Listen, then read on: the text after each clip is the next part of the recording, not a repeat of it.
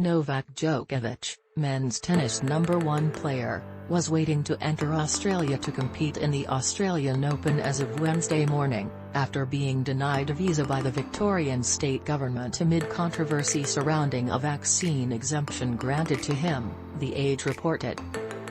Australian lawmaker David Southwick, deputy Victorian Liberal leader, tweeted, "Djokovic's vaccine exemption was a disgrace as the Victorian community has had 6 lockdowns during the pandemic."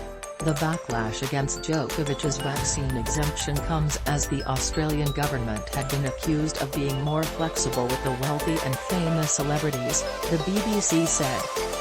Tennis players have questioned whether Djokovic's stardom influenced his vaccine exemption.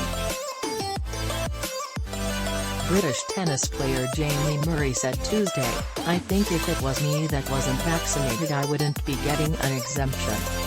Laver, Australian tennis great, said Djokovic should disclose why he was given an exemption. "Yes, you're a great player and you've performed and won so many tournaments, so it can't be physical," Laver said. So what is the problem? Whether Djokovic, 34, will share why he was given a medical exemption to participate in the Australian Open. Acting Premier Jacinta Allan said Wednesday the government expects him to explain to the Victorian community why he was granted an exemption and elaborate on some of the motives behind his actions and his intentions in playing in Australia. Australian Prime Minister Scott Morrison said if the evidence Djokovic presents regarding his vaccine exemption is insufficient, he would be on the next plane home, stressing he would not be given special treatment. A total of 26 applications had been filed seeking medical exemptions from being vaccinated for the Australian Open, according to Tennis Australia.